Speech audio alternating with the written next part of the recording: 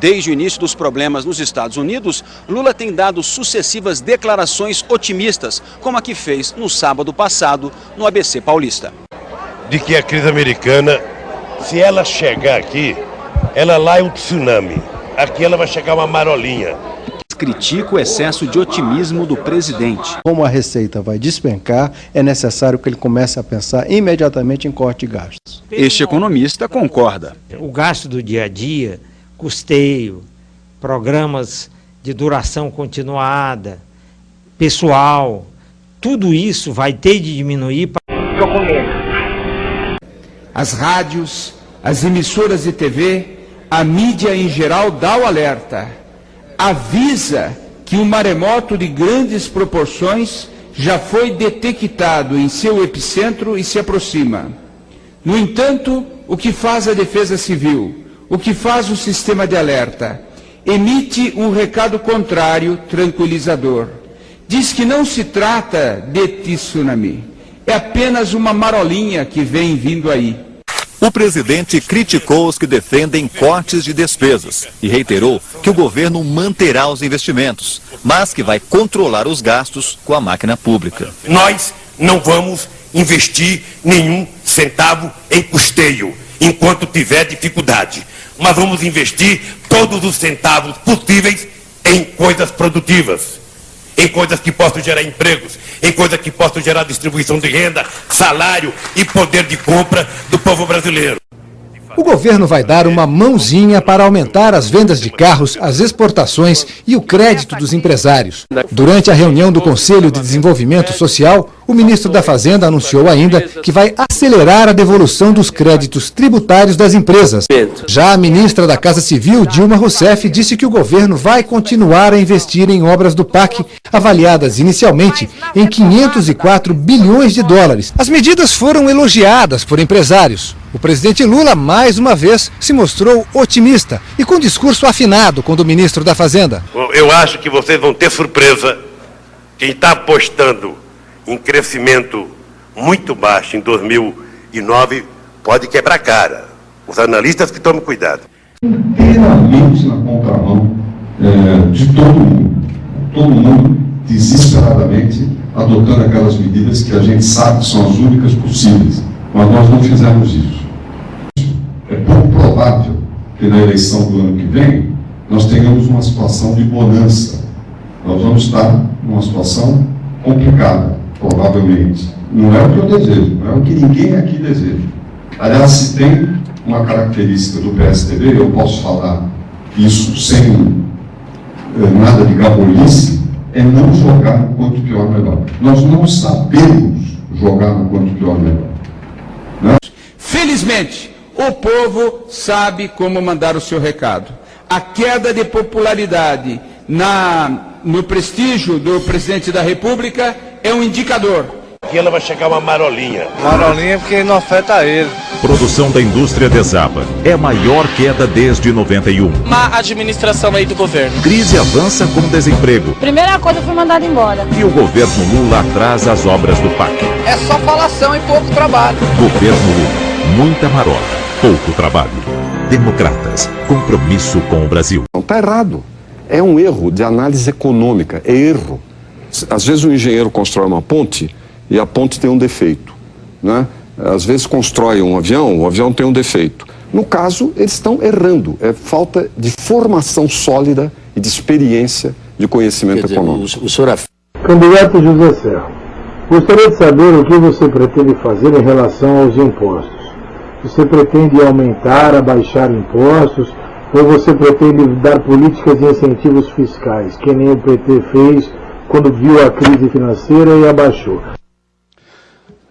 Olha, em primeiro lugar, nós demos sim incentivos fiscais em São Paulo durante a crise.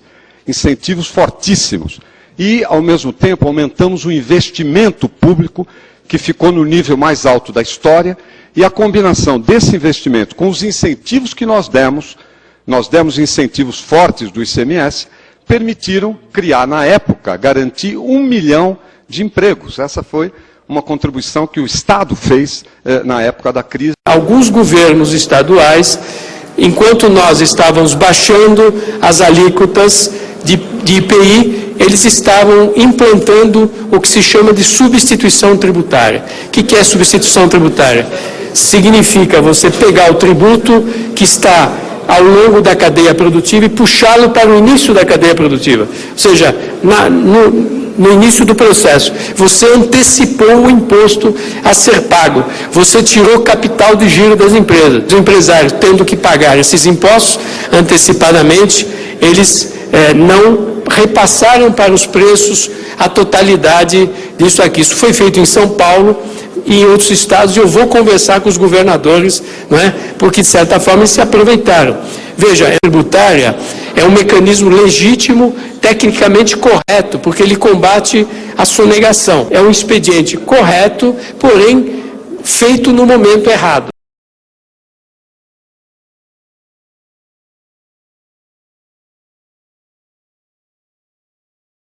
A coletiva do ministro da Fazenda, ao lado do número 1 do FMI, começou com Mantega dando um recado. A economia brasileira hoje está muito bem, principalmente no tocante aos demais países do mundo. A economia brasileira é uma das que está em melhores condições, é uma das poucas que enfrenta questões de crescimento e não questões de estagnação e de desemprego. Dominique Strauss-Kahn concordou. Disse que o país enfrentou a crise econômica com corte de gastos e impostos, mas também com um programa de crescimento. A receita, de acordo com o diretor-presidente do FMI, deve ser seguida pela Europa, que enfrenta turbulências econômicas. Para Kahn, as políticas implantadas pelo país são corretas e deveriam ser copiadas por outras economias. E quando reagiu mal. Agiu na contramão de todos os países do mundo. Inteiramente na contramão de todo mundo. Todo mundo desesperadamente adotando aquelas medidas que a gente sabe que são as únicas possíveis. Mas nós não fizemos isso.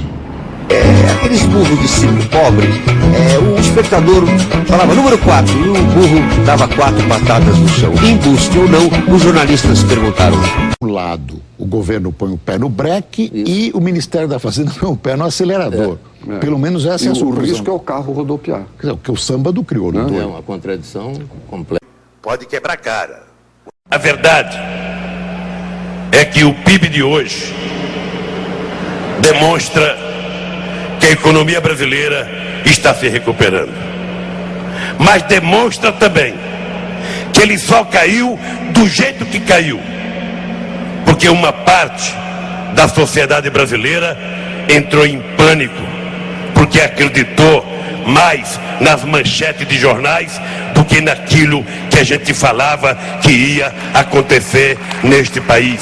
Tem gente que desativou totalmente qualquer investimento. Teve gente que deu férias coletivas no mês de dezembro. Teve gente que deu férias coletivas no mês de janeiro. E eu acho que foi um erro de pessoas que preferiram acreditar, muitas vezes, numa mentira bem contada, do que acreditar numa verdade nua e crua que estava acontecendo. Este país realmente estava mais preparado que todo o mundo desenvolvido para enfrentar a crise econômica. O futuro presidente vai ter que enfrentar a pressão da política nacional e internacional.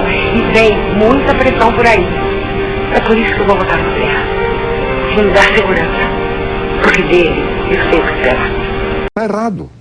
Vocês pensam que vocês pensam, mas quem pensa sou eu.